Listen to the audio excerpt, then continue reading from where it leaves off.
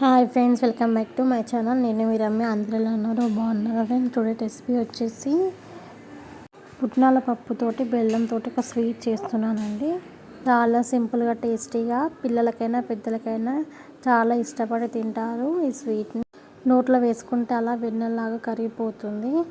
ముందు ప్రాసెస్ చూద్దాం రండి. ఒక కప్పు పుట్నాల పప్పు తీసుకొని అది దోరగా వేయించి పక్కకు పెట్టుకున్నాను. 1 కప్పు బెల్లం తీసుకున్నాను. దాన్ని కరిగించాలి. ఎలాంటి పాకం రాకుండా ఓన్లీ 1 కప్పు బెల్లానికి 2 కప్స్ వాటర్ పోసి ఇలా కరిగించాను. ఇందాక మనం పుట్నాల పప్పు వేపుకొని పక్కా పెట్టుకున్నాం కదా, అది చల్లారాక అందులో 2 ఇలాచీ వేసి దాన్ని మిక్సీ పట్టేయాలి. స్టవ్ ఆన్ చేసి అందులో ప్యాన్ పెట్టుకొని 2 స్పూన్స్ నెయ్యి వేసాను. ఇందాక మనం మిక్సీ పట్టుకున్న పుట్నాల పప్పుని అందులో వేసి ఫ్రై చేసుకోవాలి. ఆ నెయ్యిలో మంచిగా ఫ్రై కావాలి. చూడండి ఫ్రెండ్స్, ఈ విధంగా చేసుకోవాలి. ఇలా దగ్గరికి వస్తుంది. నెయ్యి ప్లేస్లో ఆయిల్ కూడా వేసుకోవచ్చు. ఇది మొత్తం నెయ్యిలో ఇలా దగ్గరికి అవ్వాలి.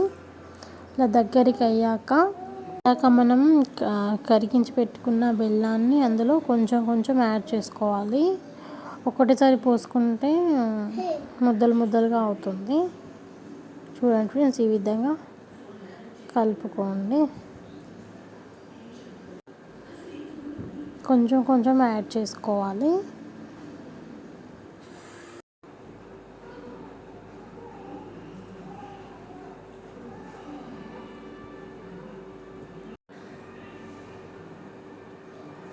చూడండి ఫ్రెండ్స్, ఈ విధంగా కలుపుకోండి. వాటర్ మొత్తం పోసిన తర్వాత మొత్తం అది దగ్గరకు అవుతుంది. స్టవ్ని సిమ్లో పెట్టుకొని ఈ ప్రాసెస్ మొత్తం చేసుకోవాలి. అలా కలుపుతూనే ఉండాలి, ఉండలు కట్టకుండా. అందులో కొంచెం సాల్ట్, ఒక 1 టీ స్పూన్ నెయ్యి వేసాను.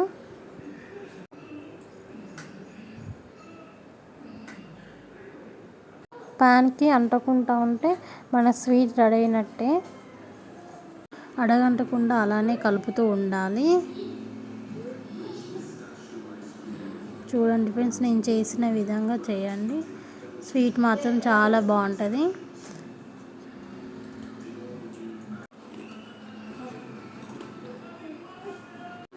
ప్యాన్కి సపరేట్ అవుతుంది స్వీటు. చూడండి, ఒక బౌల్లో వేసాను, నెయ్యి రాసి అది వేసాను.